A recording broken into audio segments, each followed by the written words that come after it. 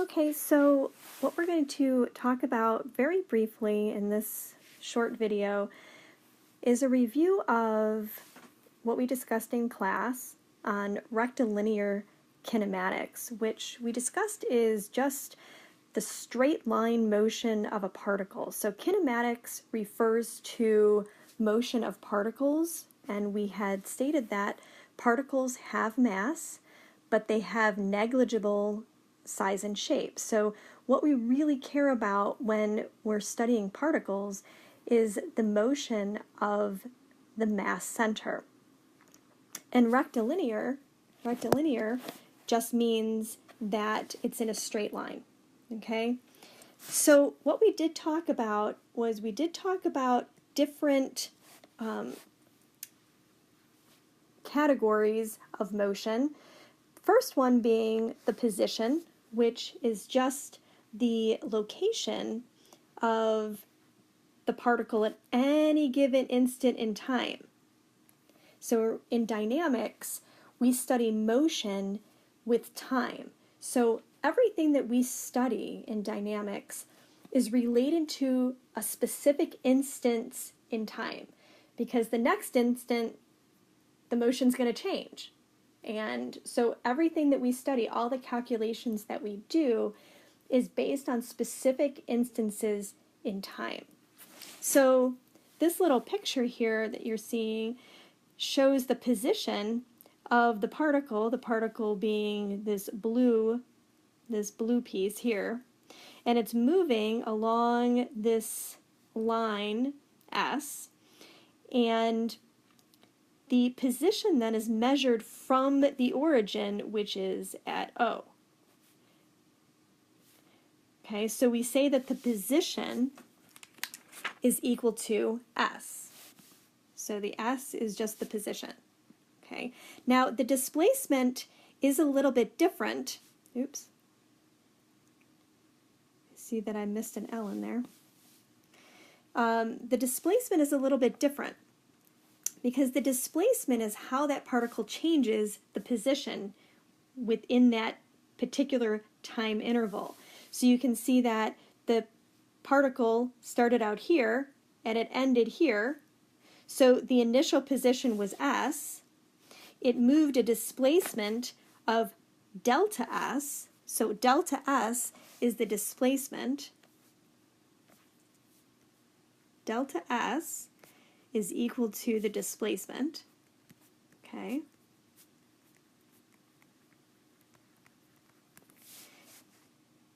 The total distance, so the total distance traveled that this particle traveled in this picture is S prime, and that's equal to the initial position of the particle plus the displacement.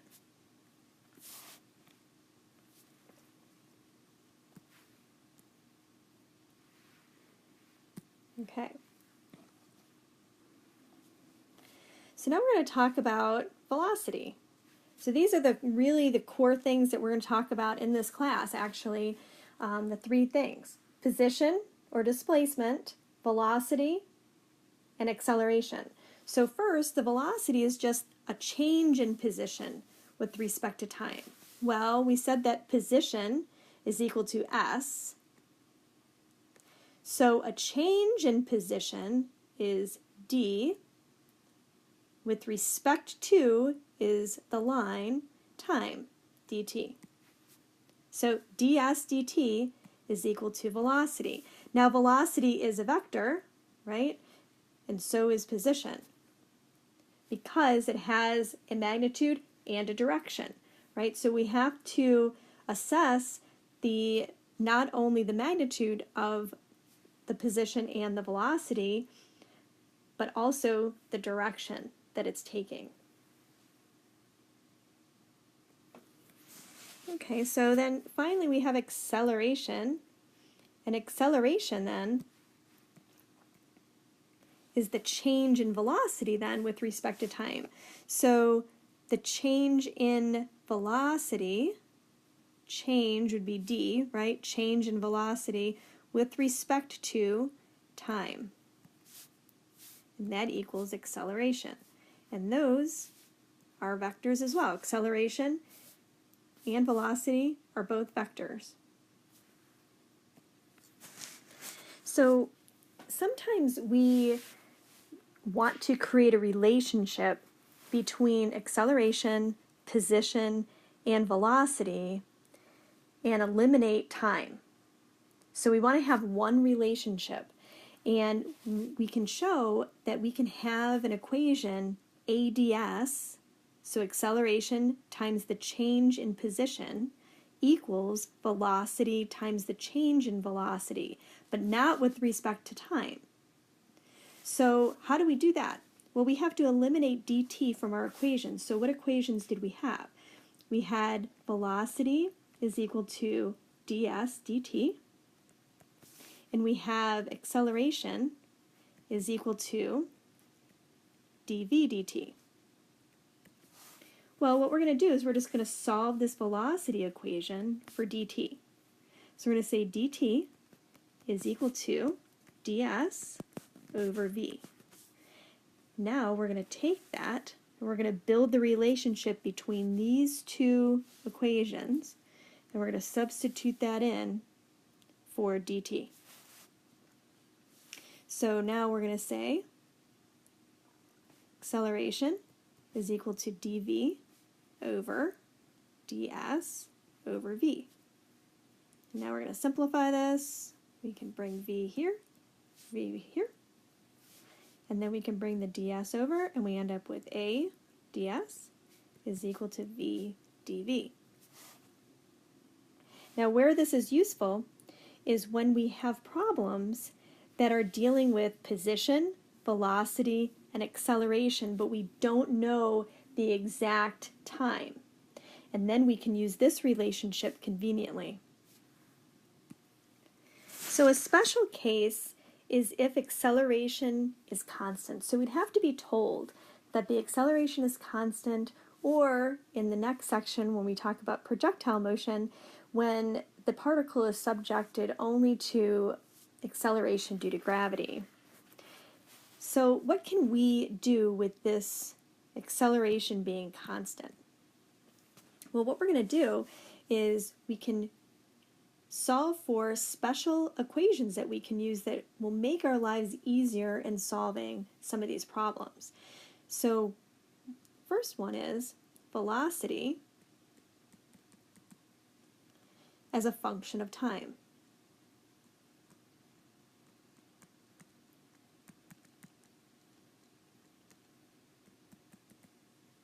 And how do we do that? Well, what do we know? We know that acceleration, and we're going to put a little sub c here for constant, is equal to dv dt. Well, I'm going to bring the dt over, and then we can integrate. So I'm going to bring ac dt is equal to dv, and then we're going to integrate both sides. And I'm going to integrate this side, ac dt, between 0, initial time of 0, to some time t, and our dv is going to go from some initial velocity, v sub 0, to v, which is our final. And when we integrate this side becomes ac t, this side becomes v minus v sub 0. So we can rearrange this equation, and we can say that v is equal to v sub 0, initial velocity, plus the constant acceleration times time. So that becomes a very important equation. I'm going to label that as equation 1. So the final velocity is equal to the initial velocity plus the constant acceleration times time.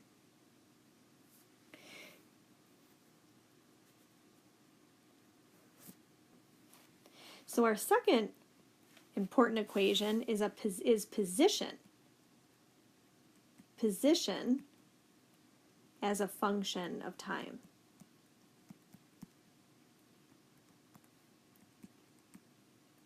Okay, so what do we know? We know that velocity is equal to the change in position with respect to time. So I can bring the dt over to the left side, and I can say v dt is equal to ds. Then I can integrate both sides, and I can integrate this side 0, s sub 0 to s, and I can integrate v dt between 0 and t. Now here's where what we want to do is we want to actually substitute in our v. We're going to substitute this, okay, using our equation that we just used, that we just solved for. So we're going to have integrate between 0 and t, v, which we said was v sub 0 plus act dt. And that is going to equal then s minus s sub 0.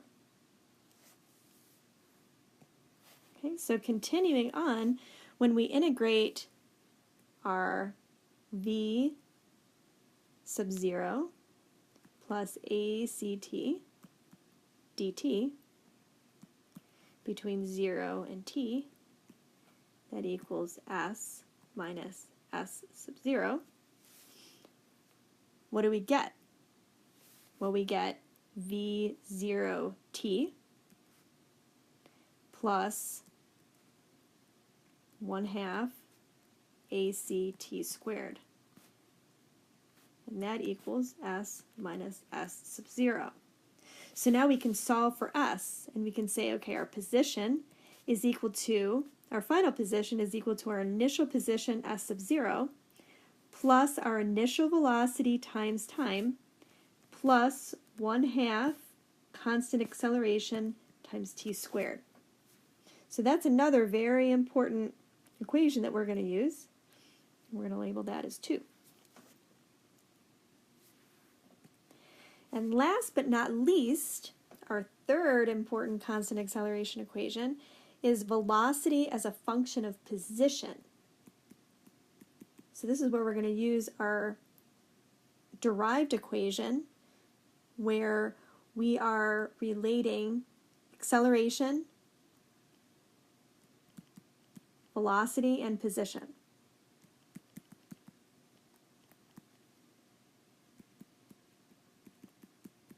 Okay, so let's write down what we know. We know that a ds is equal to v dv. So now what I'm going to do is I'm going to integrate this. So I'm going to integrate this each side, and I'm going to integrate the velocity between some initial velocity and some final velocity. And I'm going to integrate ADS between some initial position s and some final position s.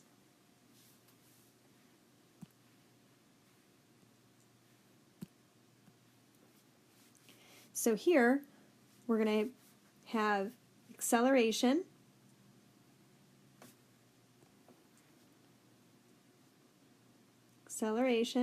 times s minus s sub 0.